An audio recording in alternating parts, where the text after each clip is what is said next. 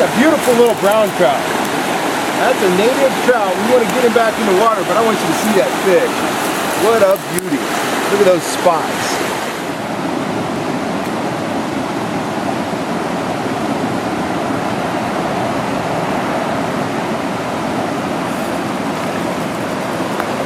Go. Awesome.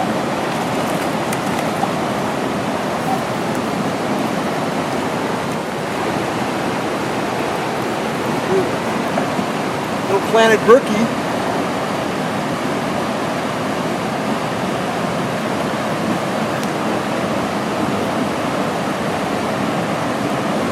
Couldn't lay off that Panther Martin spinner. It's awesome. Brook trout, brown trout, and lots of rainbows. Those fish you just saw me catch, well, they were caught at Hat Creek, and I'm so passionate about that creek. I've been fishing it since 1986. It is a phenomenal spot. Access is outstanding. The trout numbers are through the roof. It's heavily planted. There's plenty of wild fish, and it is just a great place, you know, to go check out. If you haven't been there, I would highly suggest you putting it on your list of places to visit this summer. It's still running high right now, but it's dropping into shape, and guys are already catching lots of fish there. So let's kind of take a look at the stream. I'll kind of explain what the stream's all about, and we'll go from there. So Hat Creek springs to life up in Lassen National Park, actually on the shoulders of Mount Lassen, basically. For the first several miles, it is a small stream. It's home to a lot of small trout, some little brookies, mostly rainbows, and a few tiny browns. But on that upper section, say above the town of Old Station, a big fish is, I don't know, a big fish is probably 11, 12 inches. An average fish is 6 to 7 inches, and you'll get some little guys too. But it is a fun stream to catch and release, fish with a fly, pinch the barb down. You can go in there and catch 30 or 40 fish a day, take in some awesome, you know, scenery, volcano country at its best. That's a lot of fun. My favorite stretch of the stream is from about the town of Old Station down to a place known as the Bridge Campground. That's several miles long. In that section, the river is growing. It's big and deep and fast flowing. For a long time, it was very brushy. And that really kind of, while there was a lot of fishing pressure, there were a lot of spots that you couldn't fish. So it was home to some very large native browns. Those fish are still there, but there was a forest fire a few years ago, and access is much better. So I'm sure some of those big wild browns have been caught, but there's still plenty of them in there. The river is heavily planted with brook trout and rainbow trout, and there's, you know, there's plenty of pan-sized browns too. I believe those aren't planted though. That's a natural, you know, population. And I keep kind of vacillating between calling it a creek and calling it a river. Well, in that middle section, it's very river-like. I mean, there's holes that are 10, 12 feet deep. There's white water, there's boulders, there's gorges flowing with white water. So it's called a creek, but it's a lot like a river. So anyhow, as I said, there's access all along that stretch. It runs right aside of Highway 89, and everywhere there's a bridge, the DFW and the PG&E, well, they plant it heavily. The Bridge Campground is very heavily planted, and most of the other bridges are planted as well. And those fish, some of them hang out at the bridge, and that's where you get your big, you know, attraction of people, but they do spread out as well. So most of that stream, if you're willing to hike, you're gonna find excellent fishing the whole length of it. Now, once you get down past the Bridge Campground, the river goes into some private property for a distance, and it pops back out near a little community called Castle. When it comes out at Castle, it has totally changed character. It's big, it's wide, it's slow flowing, and the trout they're starting to get really selective. The water's moving slow. There's a lot of fly anglers there. You can catch them on bait, you can catch them on spinners, but that's more fly fishing water. I fished that for years. One of the biggest brown trout I ever hooked was caught in that section, and I got to tell the story. I'll make it fast. It's evening, I'm with my dad, probably 17 years old, we're fishing little tiny dry flies, mayflies. It's starting to get dark and we're catching fish, and they're challenging to catch. They are not easy to catch, so it's a lot of fun when you hook one, and they're chunky, mostly rainbows, a few browns, you know. So we're walking back and got that shine on the water, and I see a fish rise right by the bank. So I said, "Watch this, Dad." And earlier in the day, my dad had been looking at my net and it had a hole in it, but we're catching trout that weigh up to maybe 2.5 pounds. So this seemed like an issue, you know. So toss my fly out there. I see it like it was yesterday, a number 18 yellow and white mayfly imitation. It floats a little bit, slurp, the fish takes it. I hook the fish, and he's immediately, all the fly line's gone out of my reel, and I'm into the backing, and this fish he's going absolutely crazy.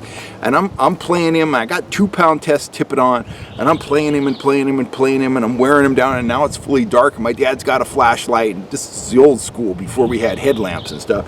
And I'm playing the fish in, and my dad jumps down in the water, and he's got my net, and he's knee deep in the water, and I'm getting glimpses of this fish, and he's huge, and he's yellow, and he's spotted, and he's a big brown with a big hook jaw, and my heart's thumping, and he's dead tired, and my dad reaches down, and he scoops him up, and the net rips. And the fish falls through the net, my line's going through the net, the fish takes off, and he snaps that 2-pound test like it's 2-pound test. I don't know how much that fish weighed, 6-7 pounds, something like that. He was big. I mean, he was 30 inches long. He was a trophy. So anyway, for all I know, he's still swimming around in there. He's pretty old now though. But anyway, that's my castle story. So once it comes to the bridge at Castle, when you go there, there's a post office and there's a bridge and there's some kind of building there that I don't even know what it's for, but the water flows through that building, and when it comes out the other side, it's in a kind of a cement-lined canal. And it flows down for maybe a mile. That whole canal offers excellent fishing, whether you're fishing flies, subsurface flies, spinners, spoons, bait. Go right on down that canal. Excellent fishing. It ends up at a pond. The pond is kind of a water holding area. Again, it's heavily fished, heavily stocked, lots of fish in there. And then it goes from the pond through this apparatus that removes weeds from the water, which is a trip. There's always a big pile of weeds there. It goes down a pipe. It generates electricity. There's one more general regulation fishing area down there that's heavily planted. There's always a lot of people there. I don't fish there much, but you can go there and catch a limit most days. And then beyond that, you get into the special regulation fly water. There are monsters in that special regulation section. They are fished for by some of the best fly anglers in the state, in the country, in the world. They are wise fish. They are highly selective, and they are very hard to catch. I fished that section religiously when I was fly fishing a lot until I caught a fish over 5 pounds, and I said, you know what? Quitting one in my head. I caught a 5-pound rainbow. I'm done. So I haven't fished that section since. I much prefer that section between the bridge campground and Old Station. I like the fast water. I go down to Castle once in a while in the evening and do some dry fly stuff, but I like that high water. I like catching a lot of fish. I like the action. I like hiking that stream. After this message, I'll be back with my top tips on how to fish the stream and how you can go up there and catch a limited trout.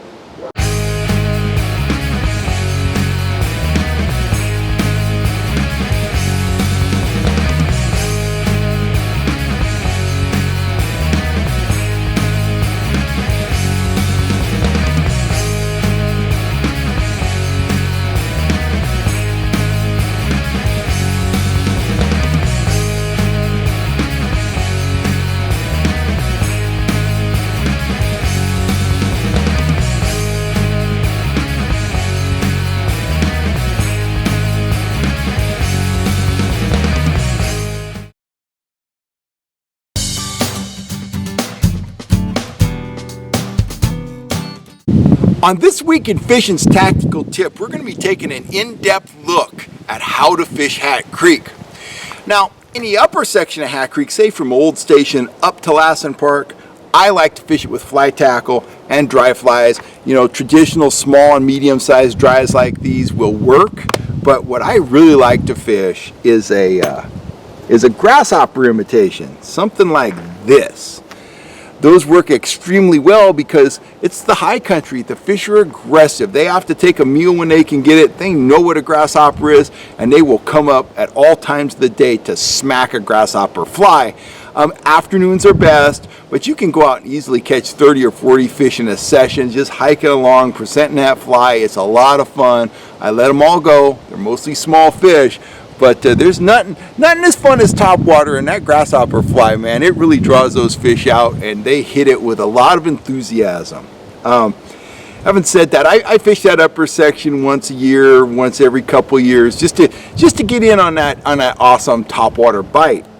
But mostly, I fish the middle section of Hat Creek, the big whitewater section from Old Station down to the Bridge Campground. Now that area is great for bait anglers rather. 3 main baits: crickets. You know, take a spinning rod, put some split shot on the line, put on a hook, and dead drift crickets. That works extremely well. Natural colored or yellow salmon eggs like these. These are the oil pack natural colored eggs. They work great. Red eggs work too. I found that the naturals and the yellows work better than the red ones, but that's kind of my mileage. Your mileage may vary, and you may just like fishing those red or orange eggs, but give yellow ones a try. They work great. And you know, the third bait is the dirty old mini crawler. I don't fish those much. Usually I can get to fish on crickets or eggs if I'm bait fishing, but absolutely want some night crawlers or mini crawlers in your cooler just in case. I don't fish bait on that section of the stream very much anymore. I mostly fish with hardware. Sometimes I'll drift nymphs on a spinning rod, and they work very well fished on a spinning rod. You catch a lot of fish that way. But most of the time, I'd say about 80% of the time when I'm fishing that middle section anymore, I'm throwing hardware, and I'm primarily throwing 2 lures. One, I'm throwing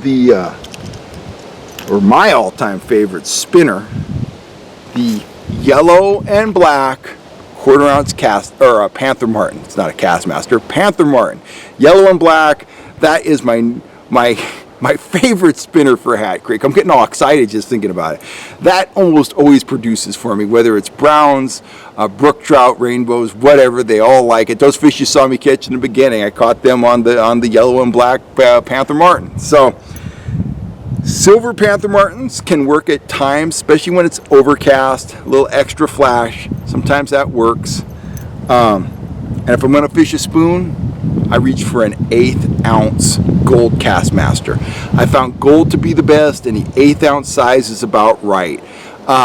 So I've had great results on that. When you're fishing your spinners and your spoons or a wet fly, don't be afraid to let it hang next to the bank in that fast water section, because there's a lot of undercut bank, there's a lot of fish under your feet. You let that lure hang there for several seconds, work it a little bit, you'll be amazed how many times a trout will shoot out from underneath that bank and grab that lure. So, you know, that's just a good way to go. Just because you're near the bank doesn't mean you're out of the strike zone. There's a bunch of fish up under there. So anyway, moving down into the castle area, the spinners don't work as well down there, at least not for me. So I primarily rely on bait, on black woolly boogers if I'm going to fish a fly on a spinning rod, or the gold Castmaster. And that's my favorite lure. If I'm fishing hardware down in the castle area, I'm going with a spinning rod rather than my fly rod. I'll almost always be throwing the 1/8 ounce gold, sometimes copper, but almost always the gold Castmaster.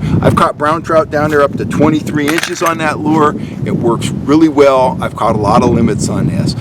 In that canal area, bait anglers do well. Salmon eggs work great, and a number 8 black woolly booger works good too, but you got to put enough weight on the line to get it down near the bottom and then slow roll it back, and you'll catch a lot of fish doing that. If you're a fly guy and you want a challenge, I would strongly encourage you to work that special regulation catch and release section of the river. It's amazing. There are huge trout in there. They are fished, you know, targeted by some of the best fly fishermen in the world. They are extremely hard to catch. They're very large, and it's worth putting in your time. I would encourage you to do what I did though. Wait until you get a big one and then retire. I caught a 5+ pound rainbow down there. Haven't fished it since. I quit when I was ahead, and that took me many trips to get that fish on the end of my line.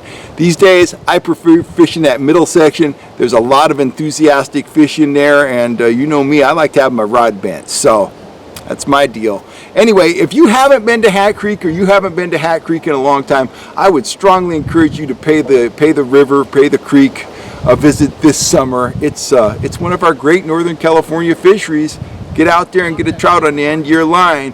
Don't forget those Castmasters, the Panther Martins, a few wet flies, maybe a light fly rod if you want to check out that upper section, and of course your favorite trout baits. Don't forget the salmon eggs. You never know, some days you gotta use bait, but as I said, most of the time I get them on lures.